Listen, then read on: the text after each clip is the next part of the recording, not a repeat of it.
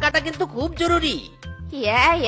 পরিমাপ ঠিকই আছে, কিন্তু বাবা তুই প্রতিবার পাত্রী দেখতে যাওয়ার সময় হলুদ গুঁড়ো দিয়ে দুধ কেন খাস বলতো? মা, হলুদ গুঁড়ো দিয়ে দুধ খেলে স্কিনের গ্লো বাড়ে, আর স্কিনের গ্লো বাড়লে তবেই না পাত্রীপক্ষ আমাকে পছন্দ করবে। যাই হোক, দাও দাও, জলদি দুধের গ্লাসটা দাও, দেরি হয়ে যাচ্ছে তো।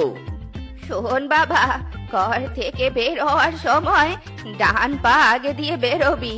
আর শোন, পাত্রীর বাড়ি যাওয়ার সময় দয়ালের নাম নিতে নিতে যাবি। ঠিক আছে মা, এখন তুমি তাড়াতাড়ি পথ ছাড়ো তো দেখি, দেরি হয়ে যাচ্ছে তো। পাত্রীর বাড়ি তো অনেক দূর, 2-3 বন পেরিয়ে যেতে হবে কিন্তু। আচ্ছা আচ্ছা, যা বাপু যা, তবে শোন সাবধানে যাস কিন্তু। ওরে বাবা রে, কি লাগলো রে, আমার কোমরটা ভেঙে গেল গো। মা, তুমি এটা কি করলে? কেন পিছু ডাক দিলে বলো তো শুনি। ইস, কি লাগলো। আহা বাপু, অযথা আমার দোষ দিচ্ছিস কেন? আরে তুই তো ভুল করে বাপা আগে বাড়িয়ে ঘর থেকে বের হয়েছিস, তাই তো পিছু ডাকটা দিতে হলো। ইরি মাইরি, তবে ঠিক আছে, আর দেরি করা যাবে না, আমাকে এখনই বের হতে হবে। অনেক দূরের পথ বলে কথা, তাড়াতাড়ি বের হওয়াই ভালো। ফিসকে, এই ফিসকে, কোথায় রে তুই? ভাই ফিসকে, এবার তুই ঘুম থেকে ওঠ, ভালোই ভালোই দরজা খোল। কি হয়েছেটা কি কিংকং? এই ভোর সকালে সূর্য উঠতে না উঠতেই তুই আমার বাড়িতে এসে হাজির হয়েছিস কেন রে? একই তো তোর মোটা গলা, তার উপর আবার গলা ফাটিয়ে চিৎকার করছিস। কানের পোকা তো সব আমার মরে গেল।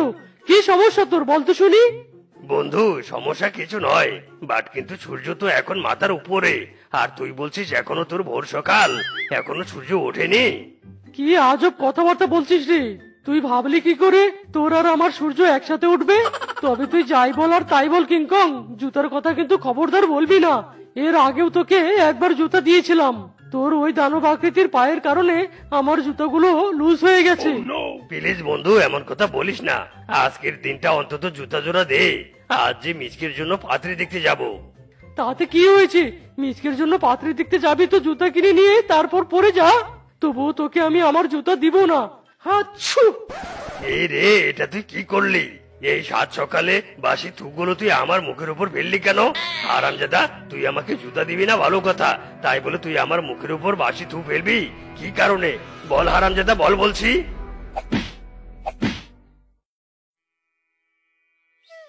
এ কি রে, বনে কি পশুর অভাব পড়েছে নাকি? আমি পাত্রী দেখতে যাব, অথচ তোরা মাত্র দুজন এসেছিস। ঢাক ঢোল পিটিয়ে ঘটা করে পাত্রী দেখতে না গেলে কি আমার মান সম্মান কিছু থাকবে? বাকিরা কোথায় রে? আরে বন্ধু, তুই অযথা রাগ করছিস কেন বলতো? আমি তো দোকানে গিয়েছিলাম একটু চানামুট কিনতে, তুই তো বললি দূরের পথ, রাস্তায় যদি ক্ষুধা পায় তবে খেতে পারবো। হায় হায় রে, তোর আর খাওয়া দাওয়া দূর হলো না। বলি, গরমের তেজে আমার স্নো পাউডার খসে পড়লে তারপর কি তোরা পাত্রী দেখতে যাওয়ার জন্য রেডি হবি নাকি?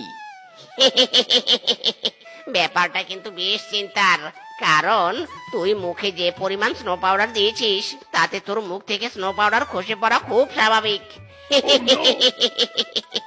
ওরে হারামজাদা, তুই কি আমার বন্ধু নাকি বন্ধুরূপী শত্রু? কোথায় কিংকং? আশেপাশে তো নেই। কোথায় তোরা কিংকংকে খুঁজবি?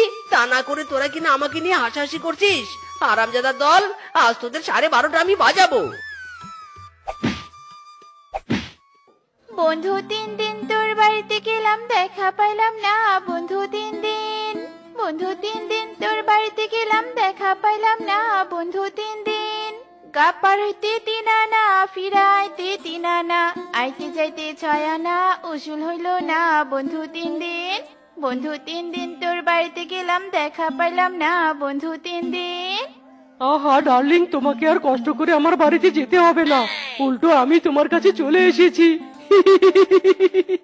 হারামজাদা, আমি গান গাইছি আর তুই কি না এসে আমার এখানে সুযোগ নিচ্ছিস? ইঁদুরমুখী বাদুরমুখী বদমাশ কোথাকার! তুই আমাকে ডার্লিং বলছিস কোন সাহসে? আজ তোর 12টা আমি বাজাবো। দূর দূর, কিছুতে এত ছোট জুতা আমার পায়ে আটছে না। ওই বাইকা বানরের পায়ের 2 ইঞ্চি জুতা কি আর আমার পায়ে আটে? ইরে মাইরি, ওরে শুরু করলি তো নতুন আরেক বায়না। তুই জুতার জন্য আমার সাথে পাত্রী দেখতে যেতে চাইছিলি না, তাই তো একজোড়া জুতা ম্যানেজ করে দিলাম, আর তুই কিনা আবার নাটক শুরু করেছিস। ইরে মাইরি, এটা কি শেফা? তুই এমন পথ আটকে ফুলের মালা হাতে দাঁড়িয়ে আছিস কেন? এটা আবার কোন ধরনের অসভ্যতা রে? অসভ্যতার কি দেখলে মিচকে দাদা? সবই তো ফুলের মালা হাতে নিয়ে দাঁড়িয়েছি মাত্র। না মানে তোমাকে ফুল